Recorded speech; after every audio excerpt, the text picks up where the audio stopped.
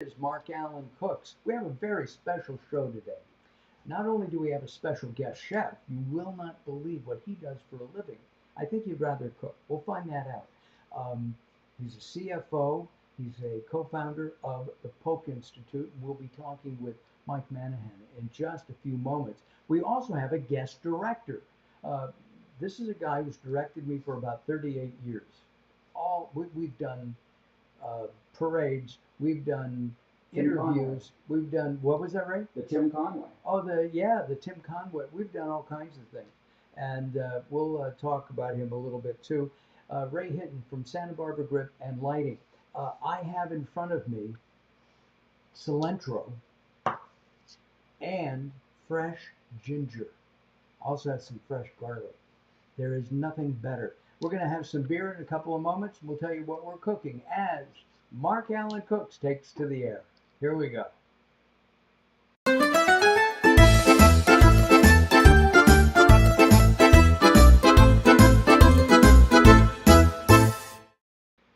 Well, as we do in each and every episode, most episodes, we start with some kind of adult beverage.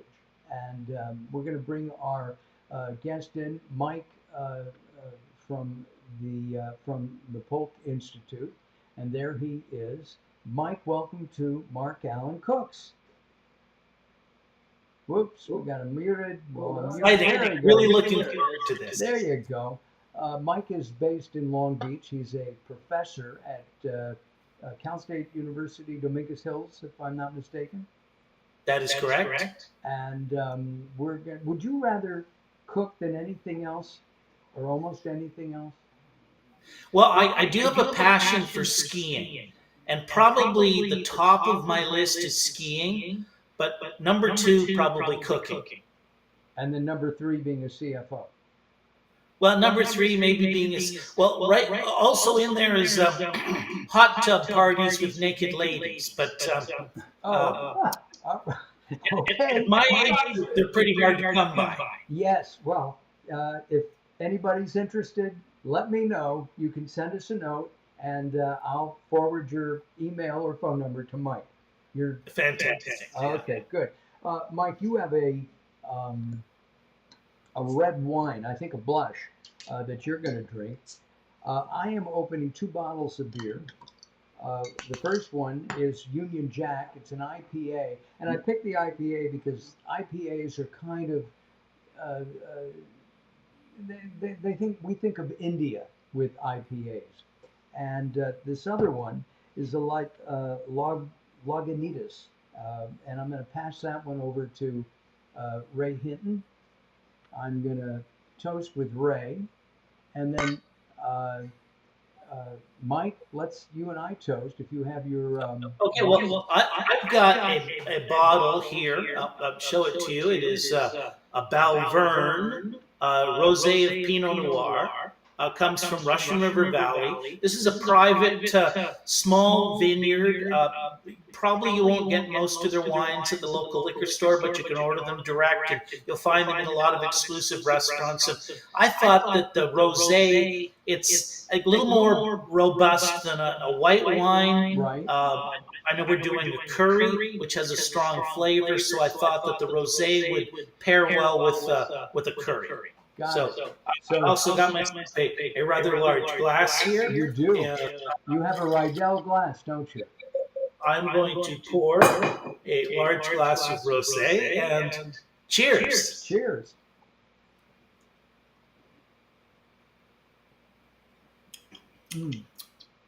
Delightful.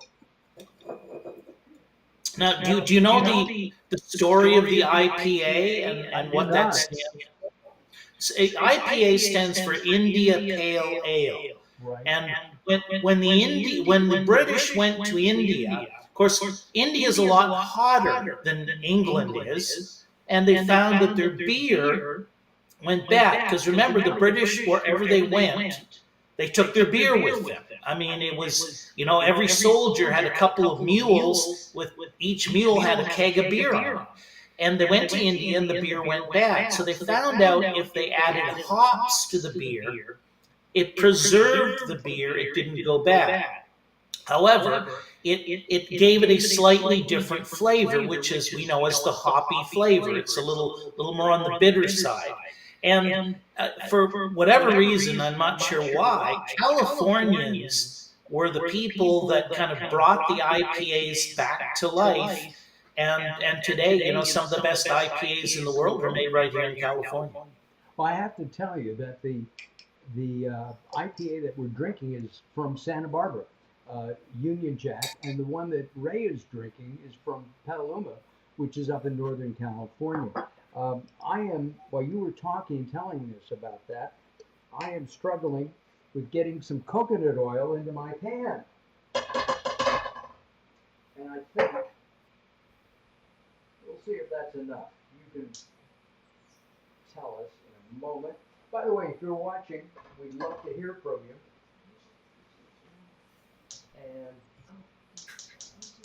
And you're putting the coconut oil into your frying pan because you're going to saute the chicken. Yes, and we'll build everything in that same pan. And we have a couple of people. Cora is saying hello. Heidi, how are you, Heidi, from Louisville, Kentucky? We are making a special dish that Mike has created, and it's the curries. It's chicken curry for people who don't like curries. And I have to tell you one thing. If you're vegan, you can do this recipe and use cauliflower. Mike, would you agree with that? Yeah, in cauliflower, you could use eggplant, would do. Any number of vegetables. But yeah, the reason I call it the chicken curry for the people who don't like curry is I've had people over to my house and I say, well, I'm serving curry. Oh, we don't eat Indian food. I don't like curry. They're going back for second helpings. So that's why I gave it the name. It really is. It's a very mild. You can spice it up if you want. It's a very mild but extremely flavorful curry. And of course, I think the fact that it's made with the coconut milk also really helps. And by the way, I notice you're frying in the coconut oil, and a lot of people don't know about using coconut oil for frying. I think coconut oil is a great thing. I fry my eggs in the morning. If I have a couple of fried eggs, I fry them in coconut oil. Oh, oh, I'm sorry. Oh, Cora. Hey, this looks great. I wonder, is there a relationship between Cora and our guest Mike? Well, it's entirely possible. Yeah. Cora, thank you. Where are you from, Cora? Let us know. We'd appreciate it. William Harper is also, Harper is around. That's Lynn Harper. And we appreciate Lynn. She's down in San Diego. And our good friend Heidi. All right. So I've got this going. And I think I've got enough there, Mike. I have Mike's recipe. He must have 30 people come over to his house because I've got the recipe calls for 3 to 4 pounds of boneless chicken. I have 1.3 pounds now because it's going to be Carol and me, and Ray will hopefully stay for dinner too. All right, everybody, listen to this.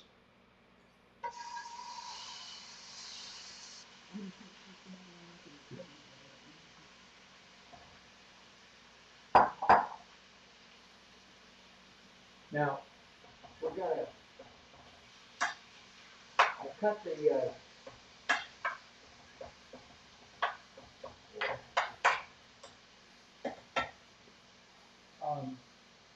We'll let that brown for just a moment or two, and then flip it.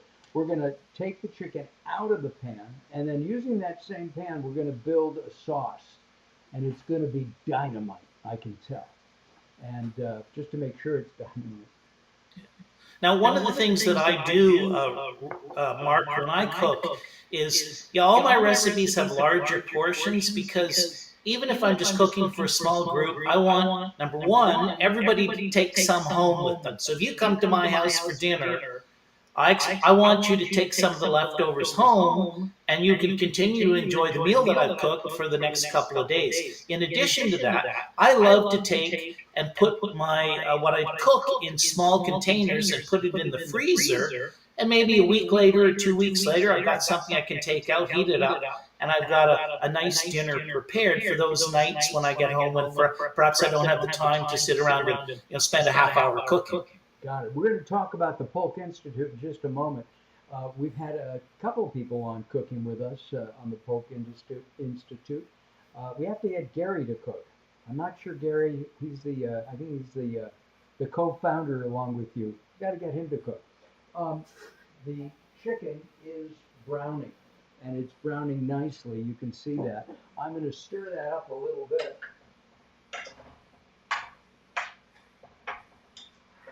And make sure it's all covered. So the coconut oil obviously will give it a little bit of a sweetness to the chicken. And now that I've churned most of it, if you use salt, you can salt this a little bit, and also a little bit of freshly ground pepper. Okay. Do you think I can put that back? Because we're going to cook it more in the same bowl that I had, Carol. Can I put it back in the same bowl that was raw? Because it's going to be, no? Can you get me another bowl then? I'm sorry. We're casual here. Let's see. I was going to ask you something, tell you something. Tell us about the Polk Institute. The Polk Institute, yes.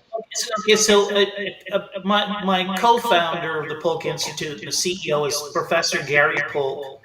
He and I both teach at Cal State Dominguez Hills, amongst other things. He has a background in banking, worked for B of A for many years. I have a background in finance, CFO of many companies, a financial consultant.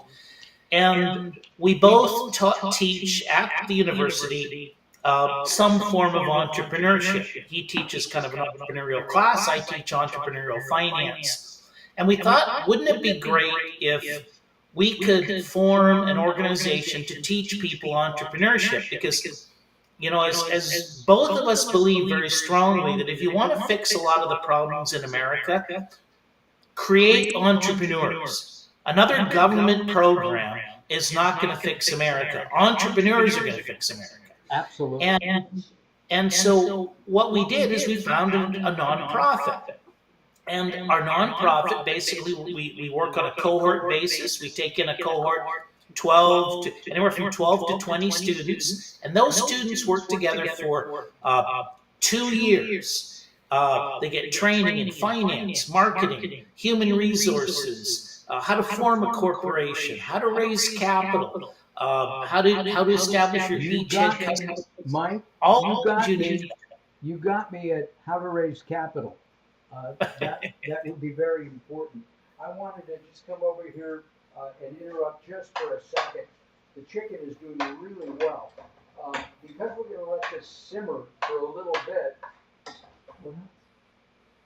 in the sauce, I think it's almost ready to move to another bowl. But I'm sorry, I didn't mean to interrupt you. No, that's quite all right. We had, for Mother's Day, we had a young woman who is an artist who has a very interesting company, and we featured her making chocolate-covered bacon, and that was for Mother's Day. We're going to tell you that you could make this for Father's Day coming up, because who else is hotter than your dad, right? And curries this will be a mild curry, but and flavorful, but I think it'll be perfect for a Sunday brunch for Father's Day. All right, I'm going to go back. Mike, take a look at the chicken. Let me know if I should take it out yet. It's almost all cooked. Yeah, I think you're very close. I just get rid of, I wouldn't want to see any pink pieces. I think if you get it so that all the pink, if there's no pink left, I think you're probably there, because it's going to continue to cook while it sits. And then it will cook even more once you put it back in the sauce. And unlike if you were making it with a tough piece of meat, once the chicken is cooked, it's ready to eat. It's not like making a curry with a stewing beef or goat or lamb where it's got to You cook a long mentioned time. goat, and I have to tell everybody that one of the recipes Mike sent me to cook tonight was goat. But goat takes what, 3 or 4 hours to simmer? Yeah, unless you use a pressure cooker, my goat curry takes all day. It'll be at least 6 hours. We'll be there on Monday night. Um, okay, here we go. I think it's ready. I'm going to take it out. And I'm going to use that same pan because it's got a lot of flavor and juice in there, and the oil.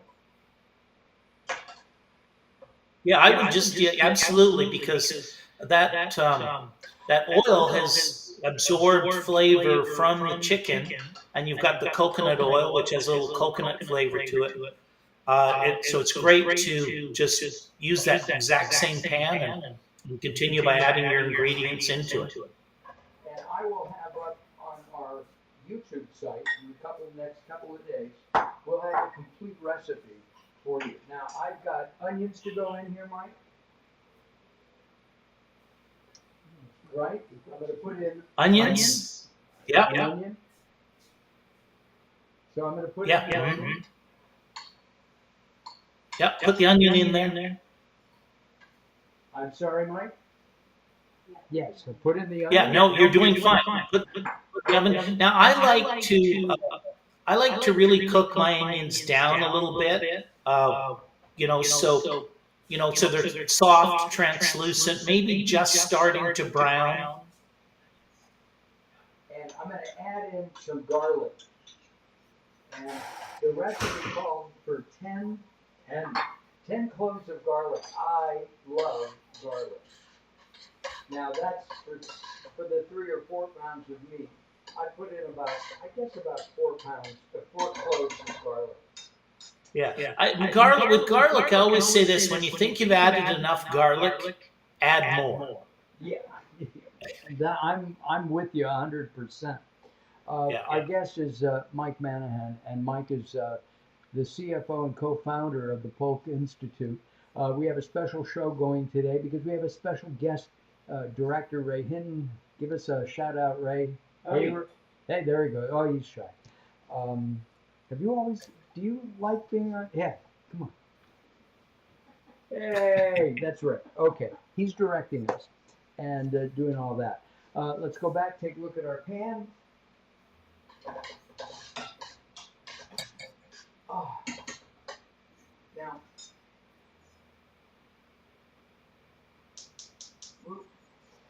there. I've said this before. I wish we had smell-o-vision. Ray, you're a technical guy, so I charge you with making the smell-o-vision because it smells so good. One of the things that when you wake up on a Sunday morning and mom is making eggs and pancakes and bacon, sure you smell it, but more than that, you also hear it. You hear the sound of that sizzling bacon. All right, we're gonna let. Oh, we have another. Oh, Cora, I want some of that wine too. Yeah, I don't blame you. That's. I would prefer the wine to the beer. I should have asked you about that and gotten a bottle of it. Well, my good friend runs the winery. So his name is Jeff Thompson, and it's Balvern. Again, they're up in Russian River, up in Napa Valley, and their wines are absolutely excellent. It's the Notre Vu Estates. Notre Vu Estates. And so if you're ever up in the Russian River area, look Jeff up. And you know what we'll do? I'll tell you what. If you know him well, why don't you invite him to cook with us? We'll drink his wine. Yeah, okay. Yeah. We'll do that. We'll do that at the end of July sometime. Okay. Okay. If Sounds good. Okay. Yeah. The onions are cooking. They're almost translucent.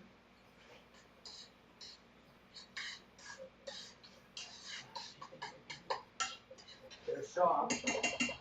So what do I add next, Mike? Did I give you this recipe with the apple? Yes, I have a cooked chopped apple, and I I chopped the apple and the ginger together. Perfect. You can add the apple and the ginger. Uh, oh man, does it smell good! Now, some of the our guests may be wondering why we're putting apple in here. I like to put apple in my curry. It just adds a little bit of a sweetness, and it also adds a little bit of a texture. Um, and I think it's you don't find it in many curry recipes. But and by the way, if you don't have an apple, I've added other fruit. I've added a chopped mango, a chopped papaya, different fruits, and they all seem to enhance the kind of the end product, if you will. I just add a little bit more of the coconut oil in there, just Sure. Yeah. to make sure everything is in there and cooked. I was thinking of a pear because I do like pears, Pears. That would be great. right? I just planted 2 pear trees at my house. Do you really? Yeah. Okay, so we're coming over for goat curry and pear dessert. Well, except the label says 3 to 5 years before they produce any fruit, so Oh. you may be camping out for a while. Okay, well, I'll see you in what 2000 and let's see, 2006, 26 or 27. There we go. At the Polk Institute, you help entrepreneurs of all ages, all kinds, big, small. Although our focus is on, as my partner Gary says, black and brown folks, but we consider underrepresented minorities, maybe where the idea of entrepreneurship wasn't common in their families. And as a good friend of mine who's Hispanic, he says, well, Mike, he says, you don't need to teach us about entrepreneurship. We know how to run businesses, but we're talking here about building a legacy. It's not going out and buying a truck and a lawnmower and cutting people's grass. It's about building an enterprise that creates value so that you can either pass that enterprise on to your children or alternatively sell the enterprise for millions of dollars and pass on that wealth to your children. And that seems to generate wealth. I'm signing up. I like the idea of millions of dollars. My kids don't want my business. One cooks for a living, and the other one's a great writer. But I don't think they want my company. Ray, would either of your girls want to run? Jillian would, but she grew up in the industry. Yeah, that's true. All right. The other thing is that we should mention we are a nonprofit, so all of our training is provided absolutely free. We're funded primarily by financial institutions. Sterling Bank has been good to us. Chase Bank has given us some dollars, and a number of other, and we have some private donors who've given us money as well. So, definitely, if you're an entrepreneur and you're thinking about you might need help getting your business going, or even taking it to the next level. We have our legacy group, which is people who've been around for years. They run a successful business, but maybe they're doing $1 million, $2 million, $3 million in revenue, and they want to take it to the next level, go up to 15 or 20 million in revenue. All that training is provided free. By the way, the next thing we're going to add in is some minced lemongrass, which smells great. I couldn't find any fresh lemongrass at 3 Market, so I bought lemongrass paste. How much? I'm going to put in about I think maybe half a teaspoon. Yeah, throw a little bit more in than that. All right.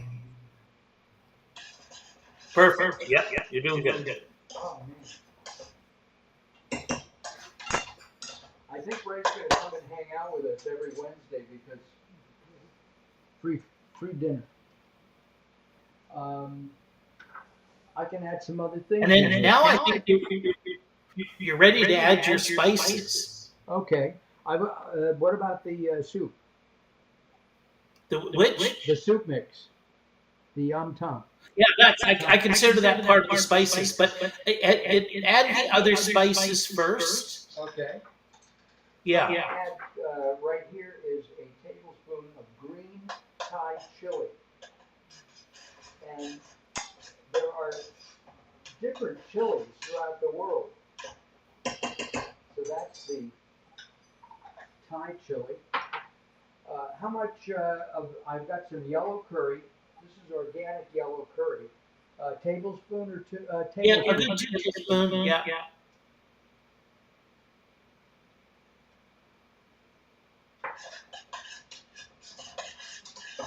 I feel a little bit like the galloping gourmet because I keep going back to my beer.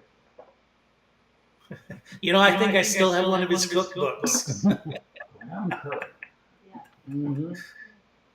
Graham curry. Yeah, and one of the reasons, Mark, you want to add your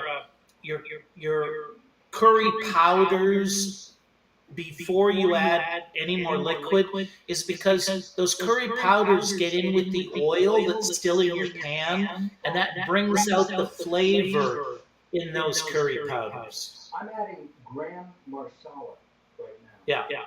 And this is a typical Indian spice. Oh, is that?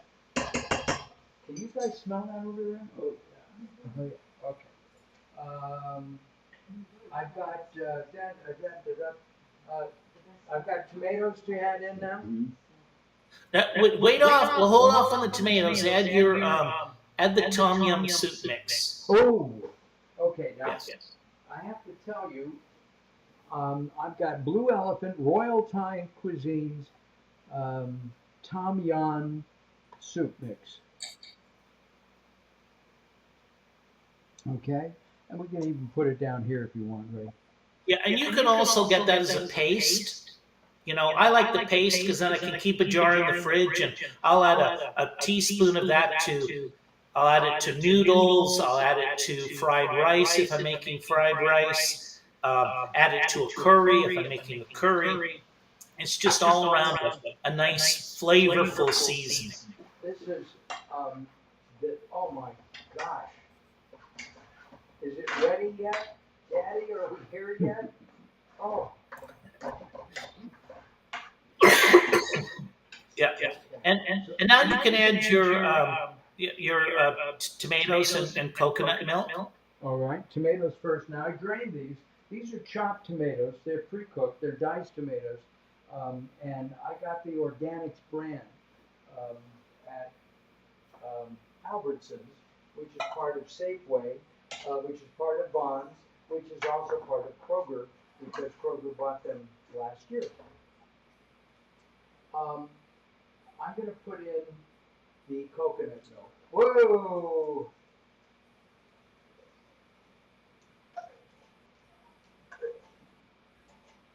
And we try to buy organic if we can. And this one was organic.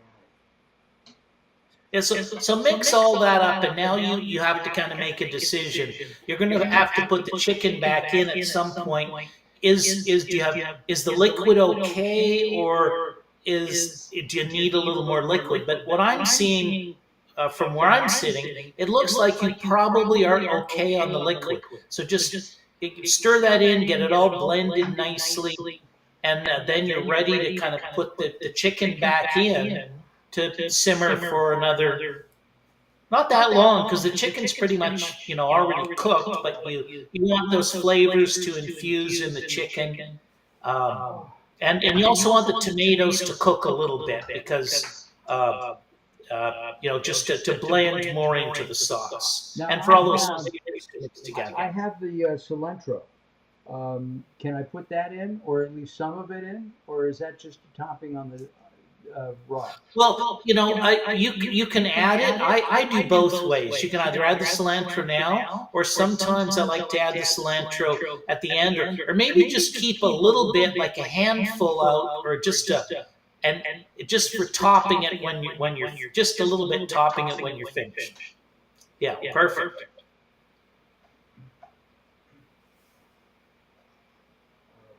I'm going to let that cook for a second. So let me get another shout out for the Polk Institute just while we're at it. PolkInstitute.org. We are a nonprofit, entrepreneurial training. Everybody's welcome. Older, younger people, all races, all persuasions. even nonprofits. We've helped some people who came to us and says, "Well, I want to start a nonprofit. I don't want to be an entrepreneur and make money, but I've got a cause," because we really also believe in social entrepreneurship. And what that means to us is it's okay to make money, but do some good while you're making money. Sure. Whatever that good might be, the definition varies, whether it's good for the environment, good for society, good for your customers. And of course, we also preach that you can make money in this world running a business in an honest and ethical manner. No cheating required. You don't need to screw your customers, your suppliers, or anybody else. Do it honestly, be good to everybody. You can make a nice profit, build a nice business, and pass on wealth to the next generation. Which is terrific. I really, I've interviewed Gary a couple of times on Late Night Health, talking about the health of our country, and Gary's always been a great guest.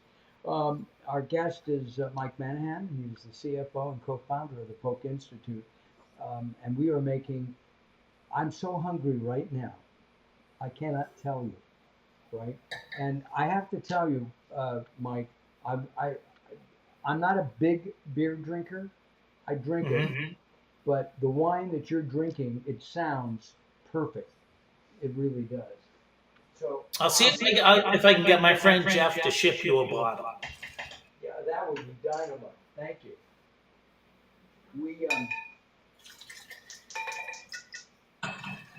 We've done a couple of wine tastings on the show, and Oh wow, cool. yeah, so we're learning about wines. Good red. We have a red over here um, from that's been a region in Israel that's been growing wines for over 2,000 years.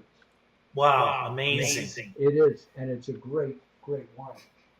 It's a Petit Syrah. I saved that. I'm going to put the chicken back in. Now, before I do that, I know that most curries are semi-thick. This is going to take some time to cook down. Can I add? Oh, you know what, Cora? Can you put that down so I can read what Cora asked? Where do you get the tom yum? I bought the package at Albertsons yesterday. I went to the Asian aisle and I was there for 25 minutes.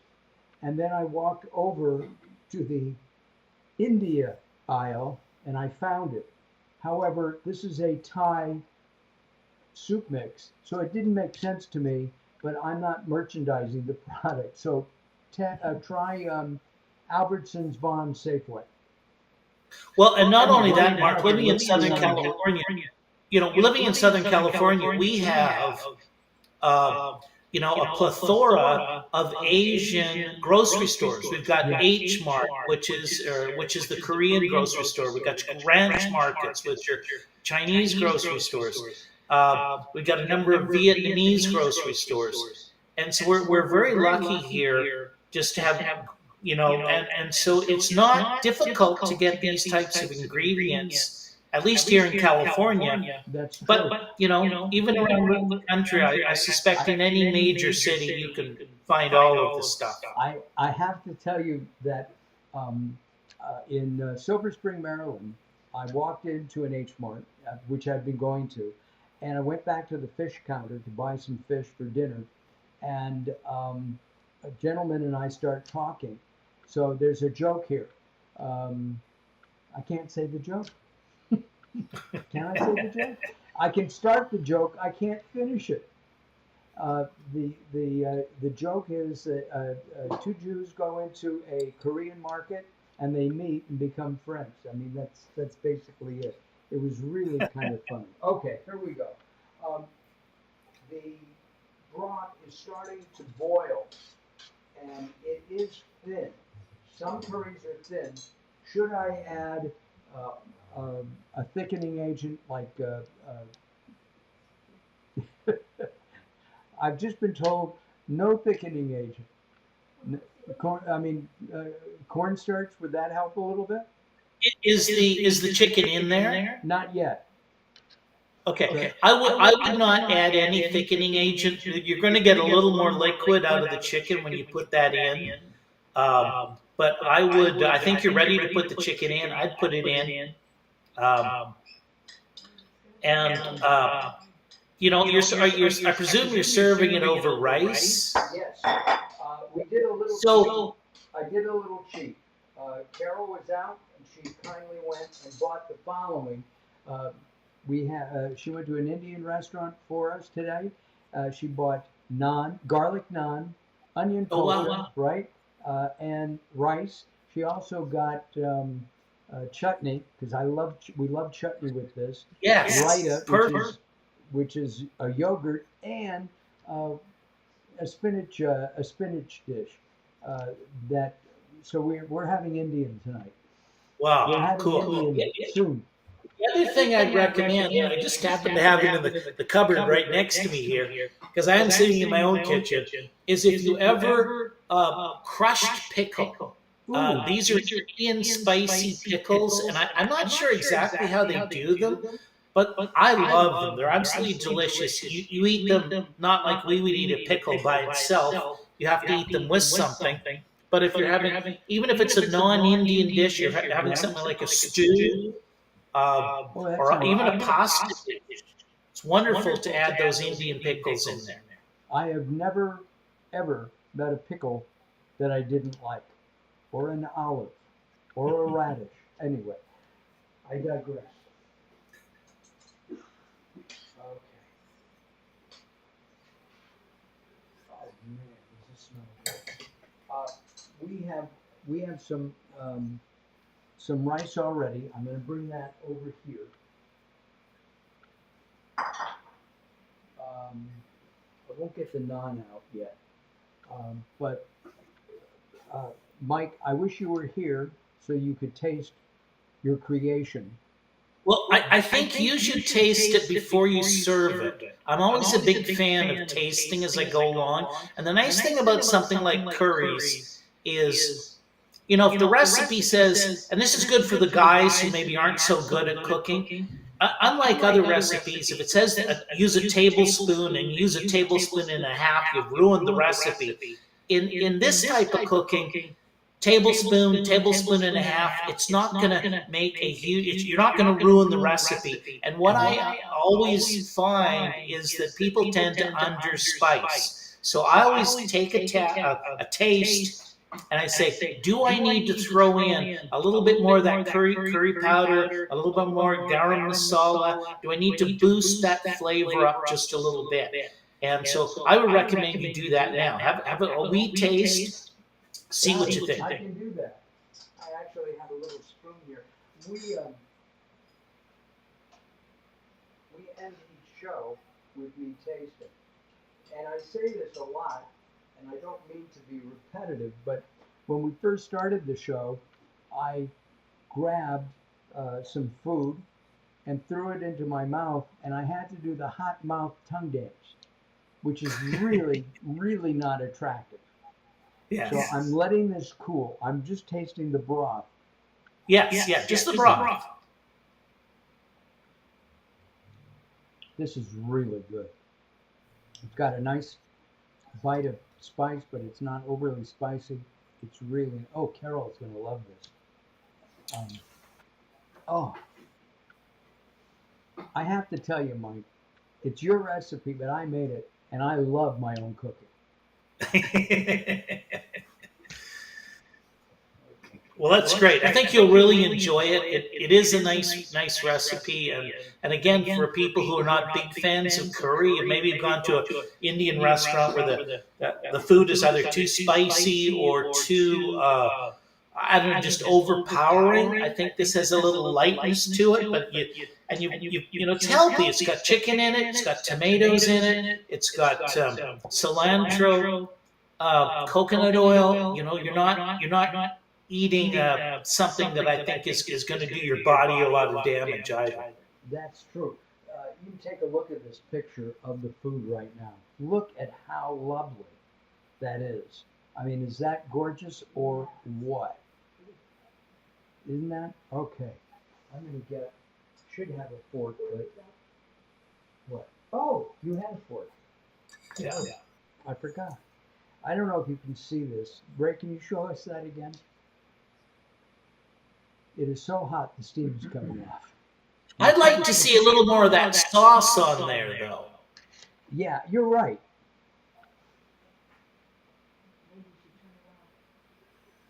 Well, I was gonna let it reduce.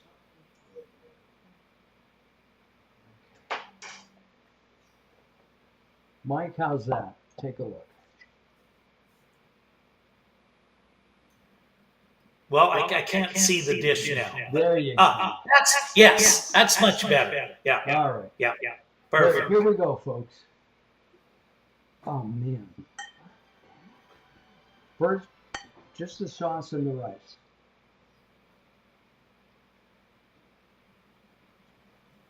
Mm. Mm. Now, I made this with chicken breast because they didn't have any thighs, and I prefer thigh meat. Carol prefers the white meat, which makes us a perfect couple because on a whole chicken, um, I eat the dark meat, she eats the white. Cora, you're right. It does look yummy, and it is yummy. It's delicious. Cora, are you in San Francisco? Is that where you are? Let me know. I topped it with the fresh um, cilantro or coriander, and it reduced a little bit. It is so good, Mike. This is a great recipe. I'm glad you're enjoying it. It looks good from here. I wish I was there. And the next time, let's do this. Let me drive up to your place, and I'll sit next to you, and we'll enjoy the food together. Oh man, this is really, really, really good. Listen, Mike, thank you very much. Will you come back? Maybe we'll bring the winery guy, your friend, in. Okay, and you could be here in our studio, and we can have wine and we'll make something. Not goat, goat, because that takes hours. Corey, you're in Los Yeah. Angeles. Okay, good. Listen, I thank you all for watching, and I really do. Thank you very much, Mike. Mike, we're going to put you in the green room for just a second. Next week, we're going to do a special program. We're going to show you how to make somebody's product. It's amazing. These people have a product that reduces blood pressure. So if you're on blood pressure meds and things, if you drink this once a day, it does reduce your blood pressure. And they have a nutritionist that's one of the people in the company. She's going to give us a low blood pressure meal. That's next week, right here on Mark Alyn Cooks. All right, I'll see you next week. Couple of thanks to Mike and the people at the Polk Institute. Ray Hinton from Santa Barbara Grip and Lighting. Too much beer. Thank you very much. I appreciate it. Carol, as always, thank you. We'll see you next week. Bye bye for now. See you.